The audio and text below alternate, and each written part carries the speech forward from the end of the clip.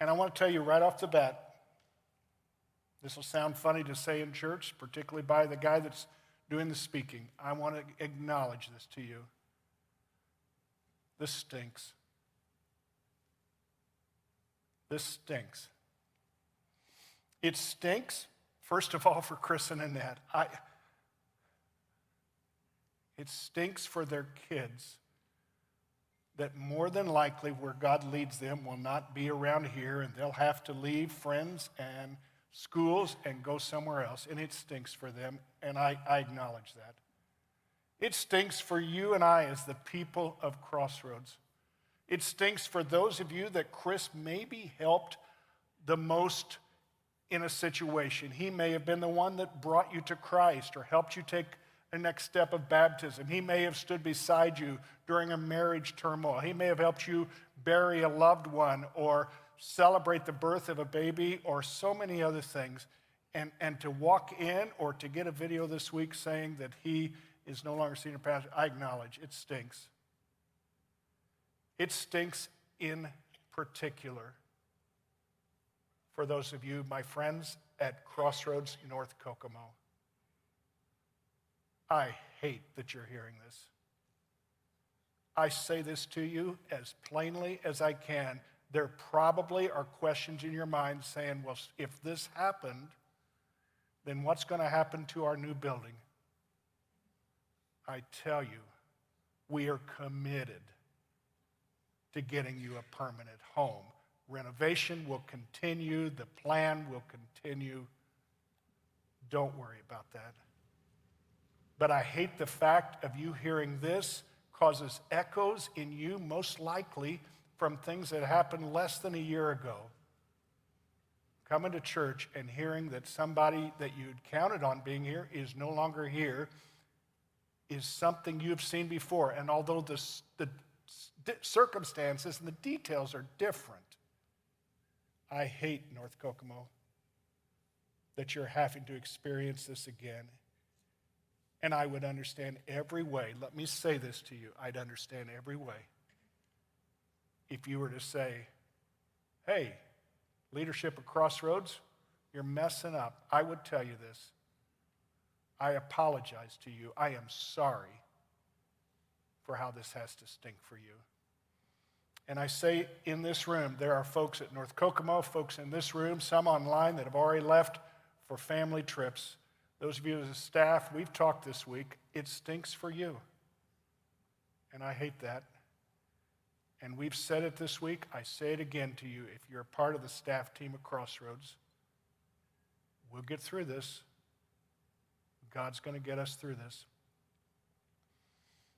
And it's understandable for some of you, wherever you're joining us, it's understandable for you to be having this thought, well, I wonder what's the real story is. Matter of fact, you may have run across people. There are people that do not mind telling you that they know what the real story is. Not that they know, but that they think that they know. And it's understandable because of all the things I hate about the time we live in, I'll be honest. I'm so tired of watching people that are supposed to tell the truth lie to me. I get tired of watching business leaders promise that jobs won't go away and then turning around, they go away. Promising that pensions are secure and then finding out they're not secure. I'm tired of watching government leaders make declarations to us, the citizens that ought to be able to trust them, and then later find out what they said they knew it wasn't true. Politicians, don't get me started. And sometimes even pastors in churches and church leaders stand in front of congregations and shade things, hide things, whatever. And we experience it so much that when you come into a context like this and Mike reads a statement and I'm trying to talk to you, I get it. You may be saying, I wonder if they're just like all the rest. Church, Jesus called us to be different. And I can only say this to you at this moment. 10 men that possess some of the highest integrity of any men I know in my life have told you this, and I believe they speak truth. I have been on this platform starting in about another 6 weeks for 17 years speaking truth to the people of Crossroads. And I say to you from the bottom of my heart, I'm speaking it now. There is no sin. There is no bad guy. There is no hidden story. There is no spin. It is simply a matter that, as I'll explain in a minute, good people differed.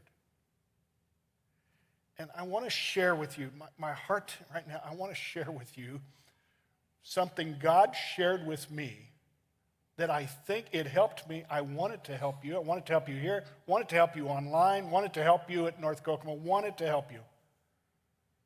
There's a passage in Acts chapter 15, the end of the chapter.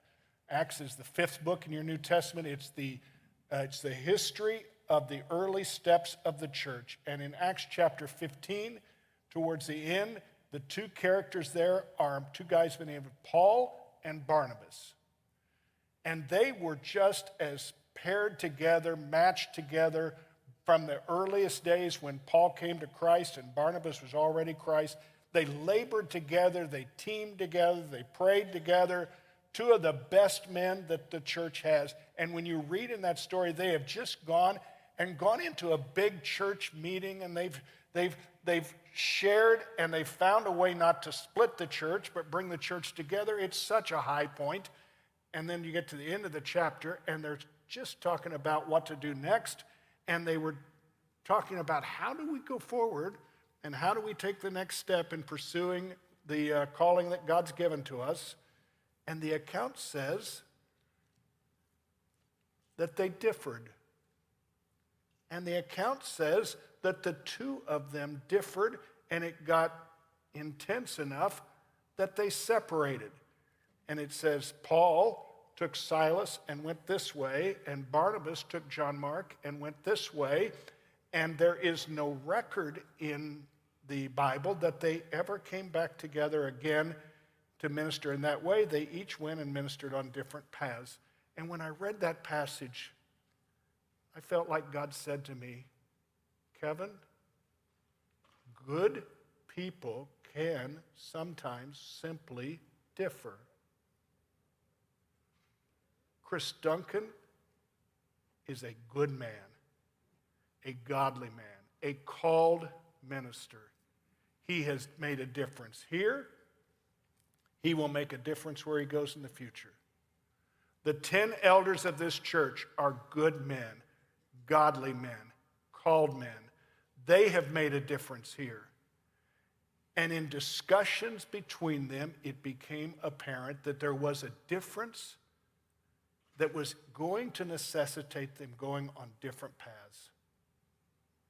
And I say to you, sometimes good people simply differ. And sometimes when they differ, God chooses to lead them on separate paths. And when he does, they go on those separate paths and God blesses them. Acts, the book of Acts doesn't end in chapter 15. There is a chapter 16 for Paul and for Barnabas. No matter how you're feeling, no matter where you're watching this, please hear me. Crossroads doesn't end today. There is a future for Crossroads. There is a future for Chris Duncan and his family. We will, at some point, celebrate the reports we get about how God is using Chris Duncan in another ministry. And we will someday soon be celebrating steps that people will take of progress and further ministry happening right here at Crossroads even though Chris is no longer there. Good people simply differ at times, and because we're human, sometimes the differences can't seem to be resolved, so God takes them on different paths. That gives me comfort. I hope it gives you comfort as well. And then there was another time on Wednesday where we were in a meeting talking about how we talked to you about this service, and I was jotting some notes on a pad, and all of a sudden I looked at a word I'd written down, and the people in the room, if I called them up here, they'd tell you. I looked and I grunted and I said, oh my, there it is. And it was. 1 Thessalonians 4, Paul, the same Paul, this was after the split with he and Barnabas, the same Paul that is still being led, different path, he's being led. He's worked in a church in a city called Thessalonica, and he is writing to them, and they were struggling on what do we do when Christians die? I mean, Jesus raised Lazarus, and Jesus raised from the dead, and we're not so sure. We're feeling bad, but is he going to raise him, or what's going to happen? And the end of chapter 4, he's writing, and he says these words. He says, listen, you're going to grieve, but you don't have to grieve without hope. We grieve, but we grieve with hope. We hurt, but we hurt with hope. And that's where we are in this time. This will hurt. This will hurt for a while. But we hurt with hope. Our hope was never in Chris. And he knows that. He would say that to us. Our hope was never in elders. It certainly is never in Kevin. And it's not in anybody else. We have a living hope. And we hope in Christ. And let me tell you this. I don't know what stool they've got here, and I don't know when we purchased this stool, but I have sat on a stool before on this platform more than one occasion and grieved. 13 years ago, this coming January, I sat right here with some other church leaders, and we grieved the fact that our office building, our former campus, had caught fire one evening and burnt to the ground. The fire originated, they think, in my office. Everything I had for all my years of ministry was in that office, gone. And I sat right here and looked at the people of Crossroads at that time, 13 years ago, and we grieved. 3 weeks later, 3 weeks, had to get the stools out again because our creative arts pastor, my prayer partner and close personal friend, Phil Lineback, had passed away unexpectedly of a heart attack. And we sat on these same stools at that time and we grieved. But you know what? We grieved with hope. And I want you to think of all the good God has done in the last 13 years in and through Crossroads. This is not the end.